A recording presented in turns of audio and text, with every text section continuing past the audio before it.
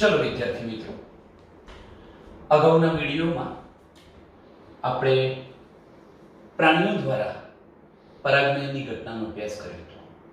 મેં એ વખત છેલ્લે એક શબ્દ કીધો હતો કે પ્રાણીઓ કે કીટકો દ્વારા જ્યારે પરાગનયનની ક્રિયા થાય છે ત્યારે વનસ્પતિ પણ એ કીટક કે પ્રાણીને પુરસ્કૃત કરે છે, પુરસ્કાર આપે છે, લાભ આપે છે, ફાયદો આપે છે.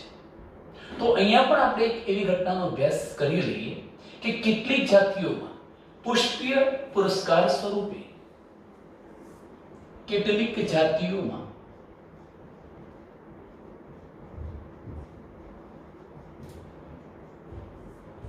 પુષ્પીય એટલે પુષ્પ દ્વારા અપાતો પુરસ્કાર, પુષ્પીય પુરસ્કાર સ્વરૂપે તેઓ પોતે પ્રાણીઓને કે કીટકોને ઈંડા મૂકવા માટેનું સ્થાન પૂરું પાડે છે.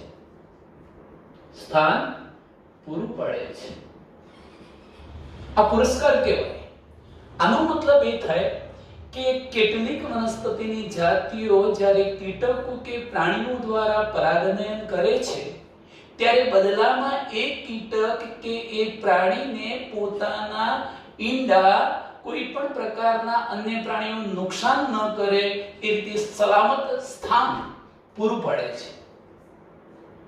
જેમ કે આવું આપણે ઉદાહરણ લેવું છે તો આપણે સુરણ નામની વનસ્પતિનું ઉદાહરણ લઈ શકીએ. સુરણ, આ વનસ્પતિમાં પુષ્પ પોતે લગભગ 6 મીટર જેટલું લાંબુ હોય છે.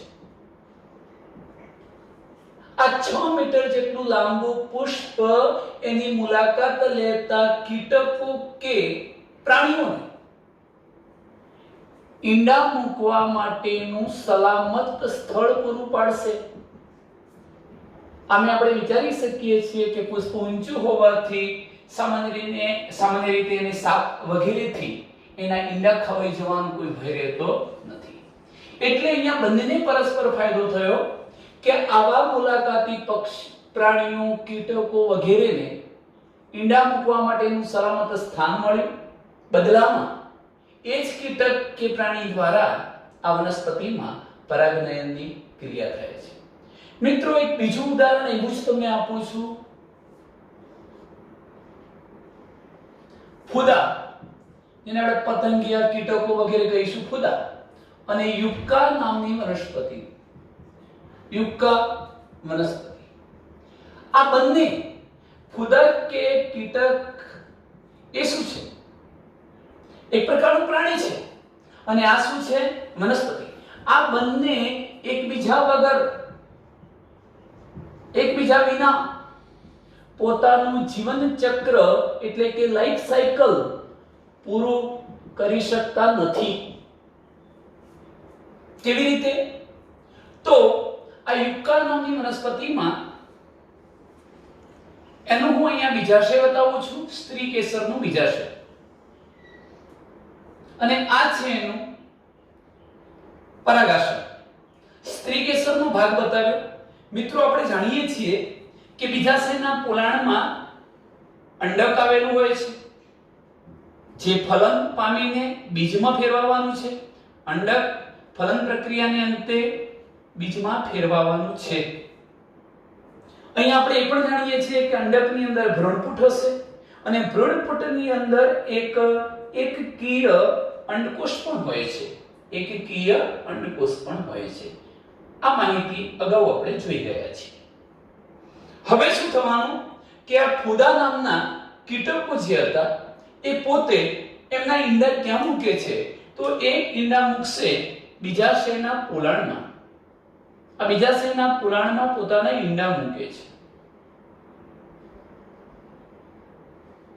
આ બધા થયા ઈંડા.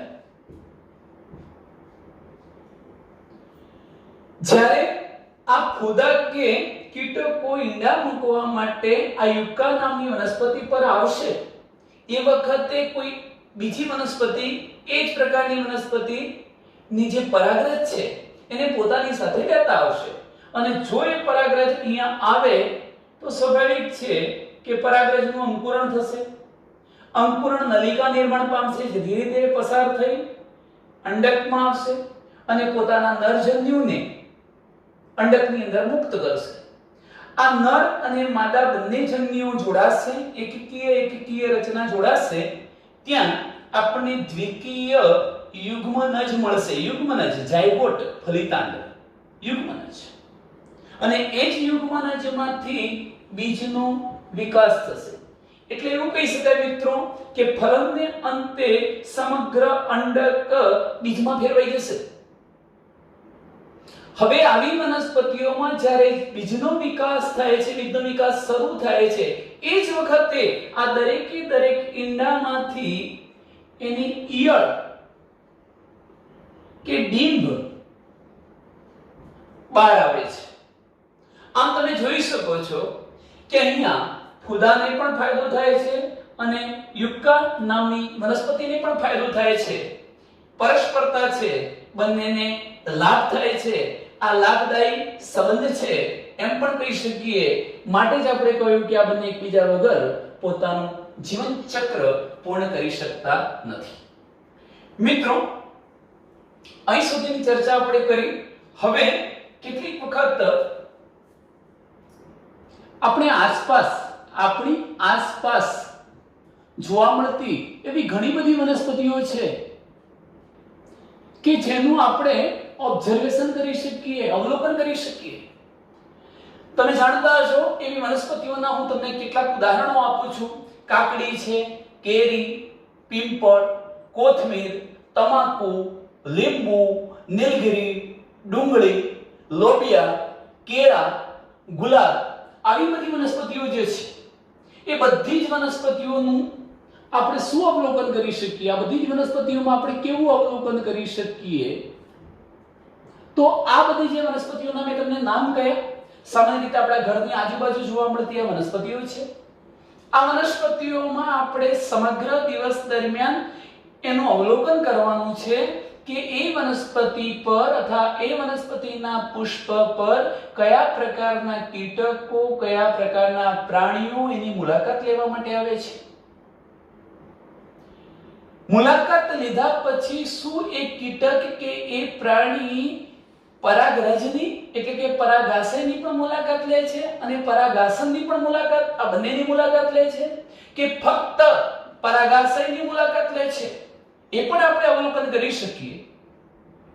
એમાંથી કેટલાક એવા હશે કે જે મધુરસને ચૂસવાના, પરાગરજને પોતે ખોરાક તરીકે લેવાના, કેટલીક પરાગરજને શરીર સાથે ચોંટાડવાના અને પછી એ વનસ્પતિના માદા પુષ્પના સ્ત્રીકેસર પર જઈ પરાગરજને સ્થાનાંતરિત કરશે. એટલે ટૂંકમાં એમણે પરાગનયન કર્યું, પણ કેટલાક એવા પણ હોવાના કે કદાચ નર પુષ્પ પર આવશે પણ એના પછી એ માદા પુષ્પ પર ન પણ જાય, માત્ર કદાચ એમાંથી મીઠો રસ ચૂસી લેશે, પરાગરજને ખાઈ જશે, છતાં પણ એ પરાગનયન ન પણ કરે. એટલે આપણે શું અવલોકન કરવું છે કે આવા જે મુલાકાતી પ્રાણીઓ હતા એ પ્રાણીઓની વર્તણૂક શું છે એનો આપણે અભ્યાસ કરવો છે. આવા મુલાકાતી જે પ્રાણીઓ છે એ પરાગાસન અને પરાગાશય શું આ બંનેના સંપર્કમાં આવે છે એનો પણ આપણે અભ્યાસ કરવો છે. કેમ? કારણ કે એવા મુલાકાતીઓ જ પરાગનયન કરી શકે, એવા મુલાકાતીઓ પરાગનયન પ્રેરી શકશે કે જે મુલાકાતી પરાગાશયના સંપર્કમાં પણ આવતું હોય અને પરાગાસનના સંપર્કમાં પણ આવતું હોય. પરાગાશય અને પરાગાસન, અહીંયા લખ્યું છે પરાગાશય અને બીજો શબ્દ લખું છું પરાગાસન, આ બંનેના સંપર્કમાં આવતા હોય તેવા જ મુલાકાતીઓ શું કરી શકશે? પરાગનયન પ્રેરી શકે. એક બીજો મહત્વનો મુદ્દો કહું કે બધા જ મુલાકાતી પ્રાણીઓ કોઈ પરાગનયન પ્રેરવાના નથી. કેટલાક મુલાકાતીઓ એવા હશે, કેટલાક મુલાકાત લેતા પ્રાણીઓ ફક્ત પરાગરજ નું ભક્ષણ કરશે, પરાગરજનો ખોરાક તરીકે ઉપયોગ કરશે, મધુ દ્રવ્ય એટલે મીઠું દ્રવ્ય ચૂસી લેશે, રસ ચૂસી લેશે, પરંતુ તેઓ પરાગનયનની ક્રિયામાં ભાગ નહીં લે તો તેને આપણે પરાગરજના લૂંટારાઓ કહીશું. પરાગરજ કે મધુરસના લૂંટારા મુલાકાતીઓ તરીકે ઓળખાવીએ છીએ. તો મિત્રો અહીં ધ્યાન રાખો, હું તમને એકવાર ફરી કહી દઉં છું કે આપણી આસપાસ થતી ઘણી બધી એવી વનસ્પતિઓ છે જેના આપણે ઉદાહરણો આપી શકીએ. કાકડી, કેરી, પીંપળ, કોથમીર, પપૈયું, ડુંગળી, લેબિયા, કપાસ, તમાકુ, ગુલાબ, લીંબુ, નાળિયેરી, નીલગિરી, કેળા, આવી બધી જે વનસ્પતિઓ છે એ વનસ્પતિઓની મુલાકાત લેતા પ્રાણીઓનું આપણે દિવસના જુદા જુદા સમયગાળા દરમિયાન અવલોકન કરવું છે. ઘણી વખત આપણે કોઈ વનસ્પતિના પુષ્પને તોડીને કે ખોલીને જોઈએ છીએ તો એની અંદર આપણને કીટકો, પ્રાણીઓ, કીડીઓ વગેરે જોવા મળે છે. એ મુલાકાતી પ્રાણીઓ જ છે. બીજા નંબરનો પોઈન્ટ, એવા મુલાકાતીઓ કે જે પુષ્પના પરાગાસન અને પરાગાશય એમ બંનેના સંપર્કમાં આવવાના છે એ જ મુલાકાતીઓ પરાગનયન પ્રેરી શકે છે. બધા જ નહીં. કેટલાક મુલાકાતીઓ ફક્ત પરાગરજનો ખોરાક તરીકે ઉપયોગ કરી જાય છે, એમાંથી મીઠું મધુર દ્રવ્ય ચૂસી જાય છે, છતાં પણ એ પરાગનયન પ્રેરતા નથી. તો તેવાઓને આપણે શું કહીશું? પરાગરજના લૂંટારા કે મધુ દ્રવ્યના લૂંટારા. મિત્રો, આપણે આ અભ્યાસ કરતા હોઈએ, કદાચ એવું પણ બને કે આપણે આ પરાગનયન પ્રેરતા મુલાકાતીઓને ઓળખી શકીએ અથવા ન પણ ઓળખી શકીએ, પરંતુ આપણને એનો આનંદ જરૂર મળશે. એમાંથી આપણે કંઈક ને કંઈક તો શીખી શકીશું. ચલો મિત્રો, તો આ ટોપિકને અહીં આપણે પૂર્ણાહુતિ કરીએ છીએ. એક નવા ટોપિક તરફ જઈ રહ્યા છીએ. મહત્વનો આ પ્રશ્ન છે અને એને સમજવા માટે પહેલા હું શબ્દ લખું છું.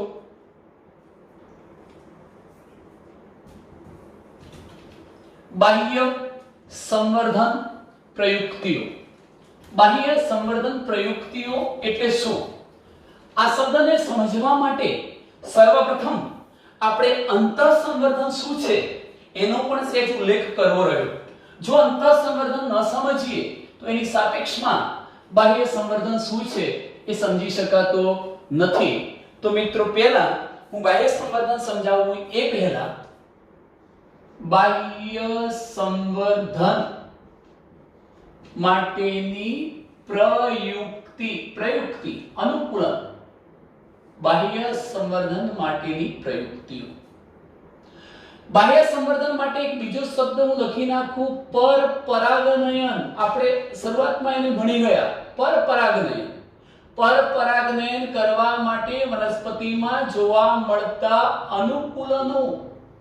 અનુકૂલનો અથવા પ્રયુક્તિ, યોજના, આયોજન એવું કહી શકાય.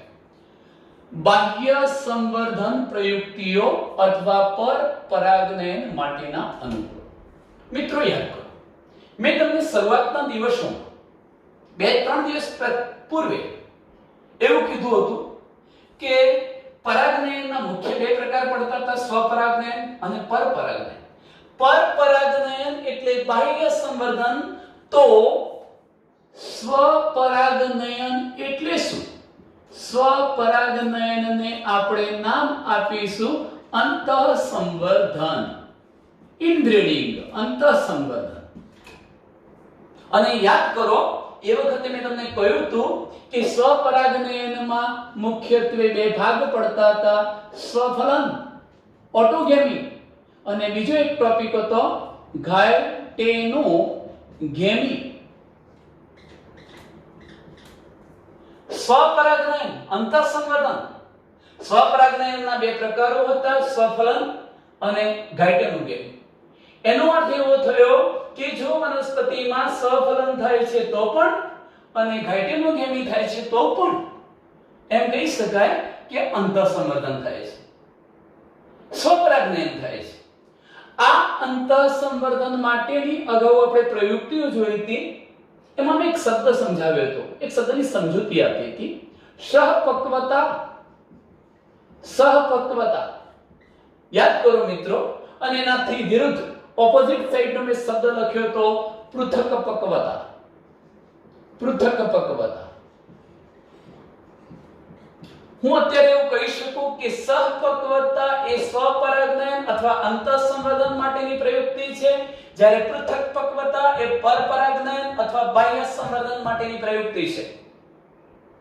એ વખતે મેં તમને એવું સમજાવ્યું હતું, સહપક્વતામાં આ શબ્દ કીધો હતો કે સ્ત્રી કેસરના પરાગાસનનો પરાગરજ માટેનો ગ્રહણશીલતાનો સમયગાળો અને આ પુંકેસરના પરાગાશયમાંથી પરાગરજની મુક્તિનો સમયગાળો બંને સમાન હોય તો તે ઘટના સહપક્વતા કહેવાય. એનો મતલબ કે સ્વફલન દર્શાવતી કે ગાયટેનોગેમી દર્શાવતી જે વનસ્પતિઓ છે, એટલે એક જ પુષ્પ કે એક વનસ્પતિના જ બે પુષ્પોમાં જ્યારે એનું પરાગાસન પરાગરજ માટે ગ્રહણશીલ બને એ જ સમયે પરાગાશયનું સ્ફોટન થઈ અને પરાગરજ મુક્ત થઈ જાય, જેથી એમની વચ્ચે ફલનની શક્યતા વધી જાય. તો આ પ્રકારનું જે પરાગનયન હતું એને આપણે સ્વપરાગનયન અંતઃસંવર્ધન એવું નામ આપ્યું હતું. આવી ઘટનાને સહપક્વતા કહેવાય. પણ મિત્રો આ તો ઉલ્લેખ કરીએ છીએ આપણે અંતઃસંવર્ધનનો. આપણે પ્રશ્ન પણ એ થાય કે બાહ્ય સંવર્ધનની જરૂરિયાત શા માટે ઊભી થઈ? શા માટે પરપરાગનયન કરવું પડે? સ્વપરાગનયનથી ચાલી ન જાય? જેમ કે હું તમને કહું કે આ દુનિયાની મોટા ભાગની જે વનસ્પતિઓ છે એ વનસ્પતિઓ દ્વિલિંગી પુષ્પ ધરાવતી હોય છે. દ્વિલિંગી પુષ્પ એટલે કે એક જ પુષ્પમાં પુંકેસર પણ હોય છે અને એ જ પુષ્પની અંદર સ્ત્રી કેસર પણ હોય છે. તો સ્વાભાવિક છે કે આવી વનસ્પતિઓમાં સ્વફલન પ્રકારનું સ્વપરાગનયન થવાનું, અંતઃસંવર્ધન થવાનું. મારે આવી વનસ્પતિઓમાં પણ કોને અટકાવી દેવું છે? આ અંતઃસંવર્ધન અથવા સ્વપરાગનયનને અટકાવી દેવું છે. સ્વપરાગનયનમાં અવરોધ ઊભો કરવો છે, એમાં ખલેલ નાખવી છે, અવરોધ ઊભો કરવો છે. તો મારે શું કરવું પડશે? બાહ્ય સંવર્ધન પરપરાગનયન કરવું પડશે. પૃથક પક્વતાની પણ મને જરૂર પડશે. ફરીથી કે સ્વપરાગનયન એટલે અંતઃસંવર્ધન. અંતઃસંવર્ધન કરવા માટેની એક પ્રયુક્તિ સહપક્વતા. પરાગાશય માંથી પરાગરજની મુક્તિનો સમય અને પરાગાસનનો પરાગરજને ગ્રહણ કરવાનો સમયગાળો સમાન, જેથી સ્વફલન એટલે અંતઃસંવર્ધન થવાનું. પણ મિત્રો આમાં એક તકલીફ હતી કે જો સતત, આમ તો ફાયદાકારક તો છે જ, પણ સાથે સાથે નુકસાનકારક પણ છે આ ઘટના અંતઃસંવર્ધન સ્વપરાગનયન. જો સતત સ્વપરાગનયન થતું રહે અથવા સતત અંતઃસંવર્ધન થતું રહે તો અંતઃસંવર્ધન દબાણ વધે છે. અંતઃસંવર્ધન દબાણ, ઇનબ્રીડિંગ પ્રેશર વધી જાય છે. એનાથી શું થવાનું કે લાંબા સમયે આ વનસ્પતિમાં હાનિકારક લક્ષણો એકત્રિત થાય છે. જ્યાં એ વનસ્પતિ દ્વારા આપણને ફાયદો મળવો જોઈતો તો કદાચ ત્યાં નુકસાન થશે. એની ઉત્પાદકતા ઘટવાની, એની પેદાશની ગુણવત્તા ઘટી જવાની, એને ઝડપથી રોગ લાગુ પડી જવાનો, આ પ્રકારની પરિસ્થિતિઓનું સર્જન થાય છે. કેમ થાય છે મિત્રો? તો હું તમને એ પણ સમજાવું કે સામાન્ય રીતે કોઈ એક લક્ષણની અભિવ્યક્તિના નિયમન માટે બે જનીનો આવેલા હોય છે. જનીનો. જો કે આપણે એને 12મા ધોરણમાં પાછળના ચેપ્ટરોની અંદર અભ્યાસ કરીશું. છતાં પણ એક વસ્તુ વિચારો કે જેમ કે ઊંચાઈ માટે, ઊંચાઈના લક્ષણ માટેનું જનીન બંધારણ છે capital T capital T, capital T small t કાં તો સ્મોલ t સ્મોલ t. અહીંયા કેપિટલનો મતલબ એવો થયો કે કોઈ એક લક્ષણ માટે બે જનીનો તો છે જ, ગમે તે એક લક્ષણ માટેના બે જનીનો તો છે, પણ અહીંયા બંને જનીનો પ્રચ્છન્ન છે. નાના અક્ષરોમાં લખ્યું છે પ્રચ્છન્ન છે મિત્રો. પ્રચ્છન્ન એટલે શું? અને આમાંથી એક પ્રભાવી છે ડોમિનેટ કેપિટલ ટી અને બીજું કેવું છે પ્રચ્છન્ન છે.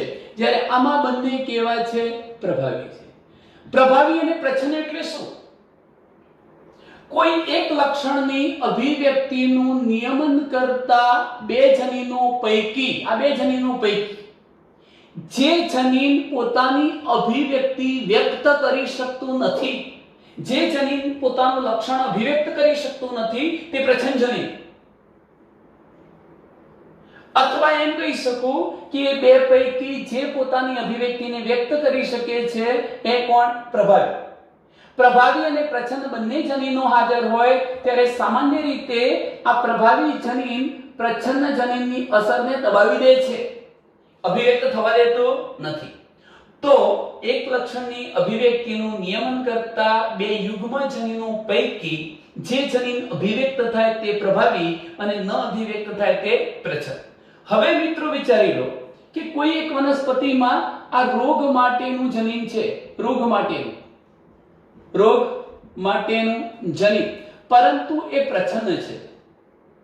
અને એ જ વનસ્પતિમાં એક રોગ ન થાય, રોગને મટાડે એવું બીજું પ્રભાવી જનીન પણ છે. આ પ્રભાવી છે.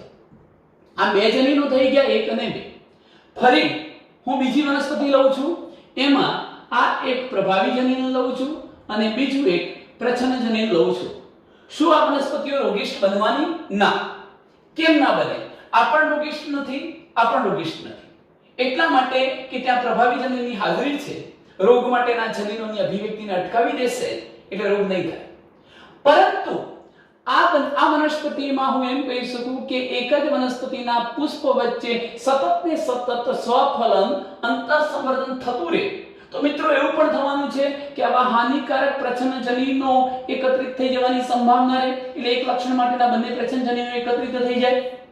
ત્યારે પ્રભાવી જનીન અહીંયા હાજર નથી, અને જ્યારે પ્રભાવી જનીન હાજર ન હોય તો તેવા કિસ્સામાં આ બંને પ્રચ્છન્ન જનીનો જે રોગ માટે જવાબદાર હતા એવા રોગકારક લક્ષણોને પેદા કરશે. તો મોટામાં મોટી સમસ્યા એ હતી કે સ્વપરાગનયન કે સતત અંતઃસંવર્ધનના કારણે આવું અંતઃસંવર્ધન દબાણ ઊભું થાય છે. હાનિકારક પ્રચ્છન્ન જનીનો એકત્રિત થવાની શક્યતા રહે છે. અને માટે જ કુદરતે પણ એવું વિચાર્યું હશે કે અમને બાહ્ય સંવર્ધન થઈ શકે આવી વનસ્પતિઓમાં પરપરાગનયન થઈ શકે એવી પ્રયુક્તિઓ આપી દઈએ. તો વનસ્પતિમાં એવી પરપરાગનયન માટેની શું પ્રયુક્તિઓ હોય છે, એવા કયા પ્રકારના આયોજનો યોજનાઓ હોય છે, તો આપણે એની ચર્ચા કરીશું. મિત્રો અહીં જોજો કે પહેલો મુદ્દો હું લખું છું પૃથક પક્વતા. બીજા નંબરનો મુદ્દો હું લખીશ કે પરાગાશય અને પરાગાસનના જુદા સ્થાન. અને ત્રીજો મુદ્દો હું લખું છું સ્વયં અસંગતતા. આ ત્રણ યોજનાઓ, આ ત્રણ પ્રકારના અનુકૂલનો, આ ત્રણ પ્રકારની પ્રયુક્તિઓ દ્વારા ભલે દ્વિલિંગી પુષ્પ હોય, ખરેખર એનામાં સફલન થવું જોઈતું હતું, સ્વપરાગનયન થવું જોઈતું હતું, પણ આવી વનસ્પતિઓમાં પણ આપણે સ્વપરાગનયનમાં અવરોધો ઊભો કરી શકીએ આ પ્રકારની પ્રયુક્તિઓ દ્વારા. પૃથક પક્વતા દ્વારા, પરાગાશય અને પરાગાસનના જુદા સ્થાન દ્વારા અને સ્વ અસંગતતા દ્વારા. મિત્રો ત્રણેય ઘટનાને આપણે સારી રીતે સમજવા પ્રયત્ન કરીએ છીએ. બુકની અંદર ઉદાહરણ નથી, છતાં પણ આપણે આ ઘટનાને ઉદાહરણ દ્વારા સમજીએ છીએ. તો પહેલી જે ઘટના છે પૃથક પક્વતા, હું એનું ઉદાહરણ આપું છું સૂર્યમુખી અને પામ્સ જેવી વનસ્પતિ. ઉદાહરણ છે સૂર્યમુખી નામની વનસ્પતિ અને પામ્સ નામની વનસ્પતિ. આ બે વનસ્પતિના ઉદાહરણ આપ્યા છે. હું ત્યાર પછી મિત્રો પરાગાશય અને પરાગાસનનું સ્થાન જુદું હોય એવી વનસ્પતિનું ઉદાહરણ આપું છું પ્રિમ્યુલા.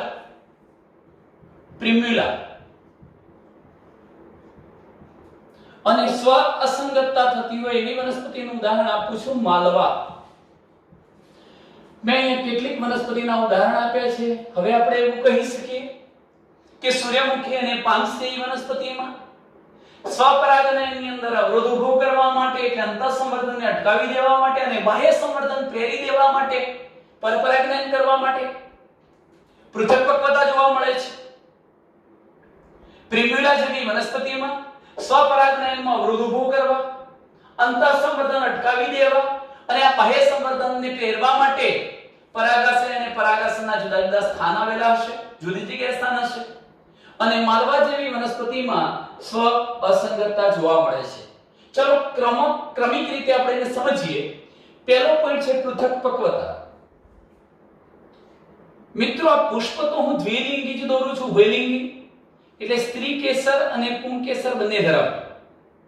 મેં અહીંયા બતાવ્યું છે આ પરાગાશય અને હું બતાવું છું બીજો ભાગ સ્ત્રી કેસર. આમાં આપણે કઈ ક્રિયા અટકાવવી છે? અંતઃસંવર્ધન અટકાવવું છે. અને કઈ ઘટનાને પ્રેરવી છે? બાહ્ય સંવર્ધનને. એટલે મારે કોઈ પણ સંજોગમાં આ બંને વચ્ચે પરાગનયન નથી થવા દેવું. તો શું કરવું? એટલા માટે અહીંયા એક એવું અનુકૂલન જોવા મળશે કે પરાગાશયમાંથી પરાગરજની મુક્ત થવાનો સમયગાળો, મુક્તિનો સમયગાળો અને આ પરાગાસનનો પેલી પરાગરજને ગ્રહણ કરવાનો સમયગાળો જુદો હશે. જેમ કે કેટલીક વનસ્પતિ એવી હશે સૂર્યમુખી જેવી કે જેમાં આ પરાગાશયનું સ્ફોટન થાય એના થોડાક સમય પહેલા પરાગાસન ગ્રહણશીલ બની જાય. થોડાક સમય પહેલા બની ગયું છે, જો એ જ વખતે કદાચ પરાગાશયનું સ્ફોટન થયું હોત તો આ પરાગરજ અહીંયા અવધિ પરાગનયન થતું. પણ થોડા સમય પહેલા તો ગ્રહણશીલ બની ગયું હતું. જ્યારે મુક્ત કરશે ત્યારે હવે ગ્રહણશીલ રહ્યું નથી. એટલે કોઈ પણ સંજોગોમાં પરાગરજ દ્વારા અહીંયા પરાગનયન થઈ શકવાનું નથી અને એવા કિસ્સામાં કોઈ બીજી પરાગરજ દ્વારા પરાગનયન થવાનું છે. બાહ્ય સંવર્ધન કહેવાશે, પરપરાગનયન કહેવાશે. આ પાંખી જેવી વનસ્પતિઓની અંદર પરાગાશયમાંથી પરાગરજ મુક્ત થાય એના ઘણા સમય પહેલા પરાગાસન ગ્રહણશીલ બની ગયું હોય છે, જેથી પણ સ્વપરાગનયનની શક્યતા રહેતી નથી. હવે જુઓ મિત્રો, પરાગાશય અને પરાગાસનના જુદા સ્થાન એનો મતલબ શું થાય? એના માટે પણ આપણે એક ફિગર દોરીશું. જેમ કે મેં આ દ્વિલિંગી પુષ્પ બતાવી દીધું, એમાં પણ આપણે આ પ્રકારે પુંકેસર બતાવીએ છીએ. થોડું નાનું બતાવું છું, આ પુંકેસર બતાવ્યું. અને હવે હું એની સાપેક્ષમાં આ સ્ત્રી કેસર બતાવું છું.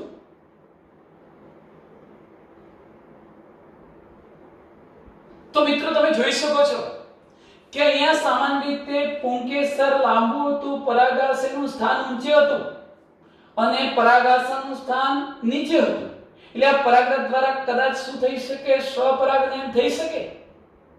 પરંતુ અહીંયા તમે જોઈ શકો છો કે આ પરાગાશય પુખ્ત બનીને કદાચ પરાગરજ મુક્ત કરશે તો પણ એ પરાગરજ નીચે પડવાની. એની સાપેક્ષમાં સ્ત્રી કેસરના પરાગાશનનું સ્થાન ઊંચે હતું. આમ તમે જોઈ શકો છો કે હવે પરાગરજ ત્યાં જઈ શકવાની નથી.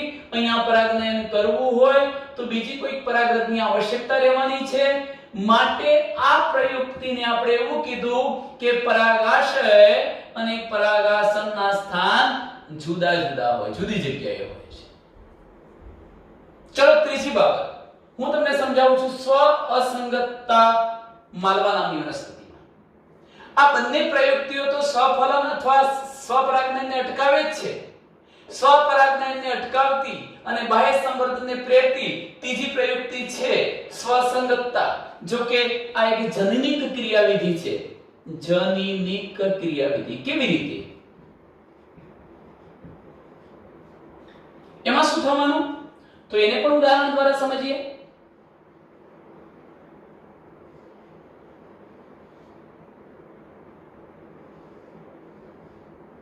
પુંકેસરનું પરાગાશય અને અહીંયા આપણે આ સ્ત્રી કેસરનું પરાગાસન બતાવ્યું. સ્ત્રી કેસરનું પરાગાસન સામાન્ય રીતે આ પરાગરજ અહીંયા આવવી જોઈએ. ચલો આવી પણ જાય છે, માની લઈએ કે આવી જાય છે.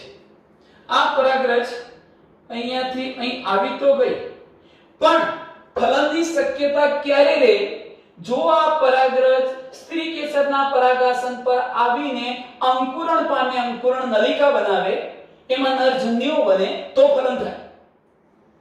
પણ આ માલવા જેવી વનસ્પતિઓ કોઈક કારણસર પરાગાસન પર સ્થાપિત પરાગરજનું અંકુરણ જ અટકાવી દે છે અને અંકુરણ અટકી જતા નરજન્યુનું સર્જન થતું નથી. જો નરજન્યુનું સર્જન ન થાય તો ફલન પણ થઈ શકતો નથી. આ પરાગરજ પોતાની જ જાતિની હતી છતાં પણ ફલનમાં ભાગ લઈ શકતી નથી, બીજ નિર્માણ કરી શકતી નથી. આ ઘટનાને આપણે શું કહીશું? સ્વ અસંગતતા. તો મિત્રો, આ ત્રણેય પ્રયુક્તિઓ વિશે તમને સમજૂતી મળી ગઈ છે. હું ચોથા નંબરની પ્રયુક્તિ બતાવું છું. કેટલીક વનસ્પતિઓ સ્વપરાગનયનમાં અવરોધ ઉભો કરવા માટે અને પરપરાગનયનને કે બાહ્ય સંવર્ધનને ઉત્તેજવા માટે, પ્રેરવા માટે એકલિંગી પુષ્પો ઉત્પન્ન કરે છે. કેવા પુષ્પો? એકલિંગી પુષ્પો ઉત્પન્ન કરશે. એકલિંગી પુષ્પો. મિત્રો, યાદ કરો અગાઉના બે શબ્દો. મેં તમને એક સદની વનસ્પતિ અને દ્વિસદની વનસ્પતિઓની વ્યાખ્યા આપી. બતાવી દઈએ કે ધારો કે આ વનસ્પતિ છે, એમાં એક જ વનસ્પતિ પર નર પુષ્પ પણ આવેલું છે અને એ જ વનસ્પતિ પર માદા પુષ્પ પણ આવેલું છે. માદા પુષ્પ પણ છે. અહીંયા સ્થિતિ અલગ બતાવીશું કે બંને વનસ્પતિઓ પૈકી એક વનસ્પતિમાં નર પુષ્પ છે, નર પુષ્પ, અને બીજી વનસ્પતિમાં તમે જોઈ શકો છો કે માદા પુષ્પ છે. એનો મતલબ એ થયો કે જો નર અને માદા પુષ્પો તો બધા જ એકલિંગી છે, પણ નર અને માદા પુષ્પો એક જ વનસ્પતિ પર આવેલા છે, તો તે વનસ્પતિઓને નામ અપાય છે એકસદની વનસ્પતિ. અને જો નર અને માદા પુષ્પો જુદી જુદી અલગ અલગ વનસ્પતિ પર આવેલા હોય તો તેવી વનસ્પતિઓ દ્વિસદની વનસ્પતિ. પણ પુષ્પો તો બધાના કહેવાય છે એકલિંગી. એટલે આપણે એવું કહી શકીએ કે આવી વનસ્પતિઓ સ્વપરાગનયનમાં અવરોધ ઉભો કરવા અને બાહ્ય સંવર્ધનને પ્રેરવા માટે એકલિંગી પુષ્પો ઉત્પન્ન કરે છે. હવે જુઓ મિત્રો કે આ એકસદની વનસ્પતિમાં તમે શું અટકાવી શકો? સ્વફલન અટકાવી શકશો, ઓટોગેમી અટકાવી શકશો, એ નહીં થવા દઈએ. પરંતુ આપણે અહીંયા ગાયટેનોગેમીને અટકાવી શકતા નથી. ગાયટેનોગેમી તો થવાનું. કેવી રીતે? પુષ્પ નર પુષ્પ છે, અહીંયા સ્ત્રી કેસર તો છે નહીં પોતાના પુષ્પમાં, એટલે કોઈ પણ સંજોગમાં એ જ પરાગરજ એ જ પુષ્પના પરાગાસન પર તો આવવાની નથી, એટલે સ્વફલન તો અટકી ગયું. પરંતુ એવું તો બનશે ને કે આ પરાગરજ તે જ વનસ્પતિના અન્ય પુષ્પના પરાગાસન પર આવી જશે. આગળના તો ગાયટેનોગેમી. એટલે ભલે અહીંયા એકલિંગી પુષ્પો છે, પણ એકસદની વનસ્પતિમાં તમે ફક્ત સ્વફલનને અટકાવી શકો છો, ગાયટેનોગેમીને અટકાવી શકતા નથી. ઉદાહરણ આપો, દિવેલા છે, મકાઈ જેવી વનસ્પતિઓ છે. દિવેલા, મકાઈ આવી વનસ્પતિઓ એકસદની વનસ્પતિ છે. જ્યારે દ્વિસદની વનસ્પતિનું ઉદાહરણ પપૈયું. આવી વનસ્પતિઓમાં નર અને માદા પુષ્પ અલગ અલગ છે. એમાં તમે બંને ઘટનાને અટકાવી શકશો. સ્વફલન તો અટકાવી જ શકાય, પણ સાથે સાથે ગાયટેનોગેમી પણ અટકાવી શકાશે. કેમ? નર પુષ્પ છે, અહીંયા સ્ત્રી કેસરની તો ગેરહાજરી છે, સ્વફલનની કોઈ શક્યતા નથી. કદાચ અહીંથી ઉત્પન્ન થતી પરાગરજ જો બીજું પુષ્પ હોત, માદા પુષ્પ, તો જવાની સંભાવના હતી અને એને ગાયટેનોગેમી કહેતા, એ પણ નથી. એટલે અહીંયા ગાયટેનોગેમી પણ અટકાવી શકાય છે. હા, અહીંયા માત્ર પરપરાગનયન જ થવાનું, એટલે બાહ્ય સંવર્ધન જ થવાનું. તો મિત્રો, માનું છું કે બાહ્ય સંવર્ધન પ્રયુક્તિઓમાં મુખ્ય ચાર પ્રયુક્તિઓ મેં કહી છે: પૃથક્પક્વતા, પરાગાશય અને પરાગાસનના જુદી જુદી જગ્યાએ સ્થાન, સ્વસંગતતા, અને ચોથો પોઈન્ટ કયો છે? એકલિંગી પુષ્પો ઉત્પન્ન કરવા આ ચારે ચાર પ્રયુક્તિઓને તમે સારી રીતે સમજી ચૂક્યા છો। ચલો મિત્રો, ત્યાર પછી હું એક નવા પોઈન્ટ તરફ જાઉં છું, જે ઘટના ખૂબ જ મહત્વની છે, સમજવી જરૂરી છે અને કેટલાક ઉદાહરણોથી આપણે આ ઘટનાને સમજીએ છીએ। એવી ઘટના છે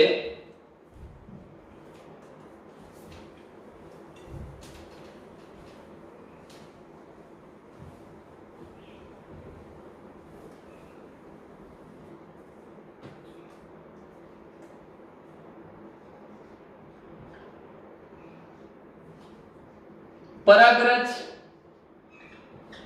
સ્ત્રીકેસર, આંતર સંબંધો અથવા આંતરક્રિયા। કોની કોની વચ્ચેની આંતરક્રિયાને સમજવી છે? પરાગરજ અને સ્ત્રીકેસરની આંતરક્રિયાને સમજવી છે। પરાગરજ અને સ્ત્રીકેસરની આંતરક્રિયા એટલે શું? પહેલો પ્રશ્ન આપણને એ થાય। હું એક આકૃતિ અહીંયા દોરું છું મિત્રો, ધ્યાનથી સમજો। શું દોર્યું છે? આ સ્ત્રીકેસર। આ કયો ભાગ છે? પરાગાસન। બીજાશયના પોલાણમાં શું આવેલું હશે? અંડક। અંડકની રચનામાં શું હશે? એકકીય અંડકોષ। ફલન થવાથી આ અંડક શામાં ફેરવવાનું છે? બીજમાં। ફલન કરવા માટે એને કોની જરૂર પડવાની છે? નર પ્રજનન કોષની। નર પ્રજનન કોષ શામાંથી ઉત્પન્ન થવાનો છે? પરાગરજના અંકુરણ દ્વારા। પરાગરજનું અંકુરણ ક્યાં થશે? પરાગાસન પર। તો પરાગાસન પર મિત્રો કોણ આવવું જોઈએ? પરાગરજ આવવી જોઈએ, આ સ્થાપિત થવી જોઈએ પરાગરજ। તો આવી આ પરાગરજ પોલેન અને આખું આ સ્ત્રીકેસર, ખાસ કરીને સ્ત્રીકેસરનો ભાગ કોણ? પરાગાસન। સ્ત્રીકેસર અથવા સ્ત્રીકેસરનું પરાગાસન, આ બંને વચ્ચે ઇન્ટરરિએક્શન, આંતરક્રિયા થવી જોઈએ। કેવી આંતર પ્રક્રિયા? આપણે ઉદાહરણથી સમજીએ છીએ। અહીંયા ડાયલોગબાજી થવાની છે, એમની બંને વચ્ચે વાતચીત થવાની છે કે ભાઈ તું મને સ્વીકારીશ કે ન સ્વીકારીશ? હું તારા માટે લાયક છું કે નથી? આવી વાતચીત થવાની છે। પણ આ વાતચીત મિત્રો આપણે કરીએ છીએ એ રીતે નહીં, શાબ્દિક વાતચીત નહીં, રાસાયણિક સંકેતો સ્વરૂપની વાતચીત થવાની છે। તો અહીં જરા ધ્યાન રાખીશું।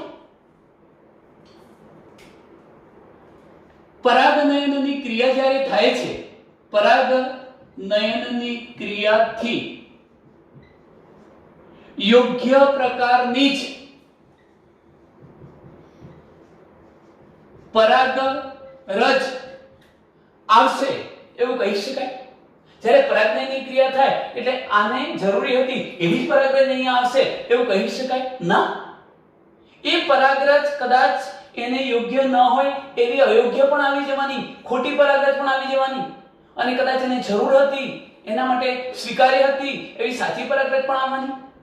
એટલે મિત્રો આપણે જાણીએ છીએ કે પરાગનયનની ક્રિયાથી પરાગરજ જ્યારે સ્ત્રીકેસરના પરાગાસન સુધી પહોંચે છે ત્યારે એ પરાગરજ હર હંમેશ માટે યોગ્ય જ હશે એવું ન કહી શકાય, અયોગ્ય પણ જવાની।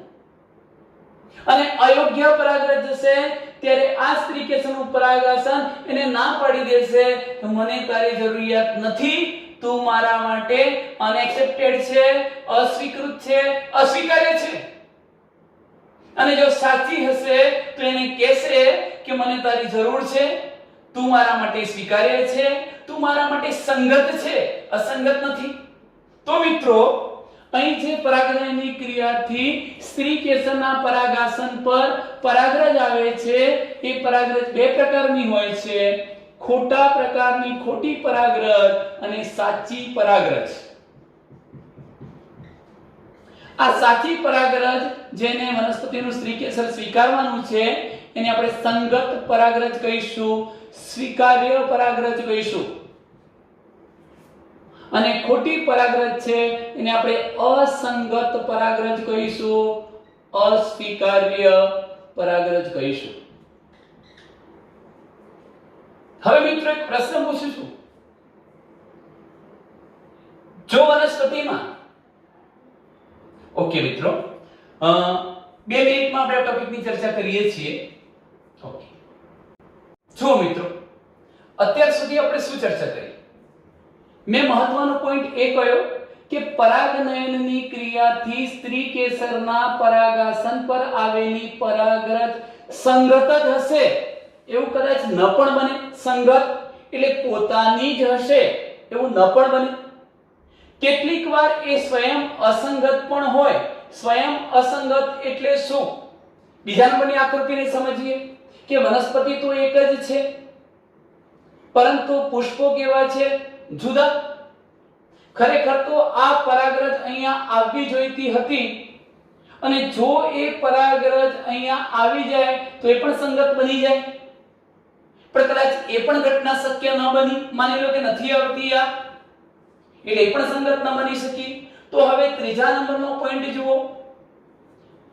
પુંકેસરના પરાગાશયમાંથી મુક્ત થયેલી પરાગરજ પરાગાસન પર આવે તો છે, પણ આ વનસ્પતિઓ બંને કેવી થઈ?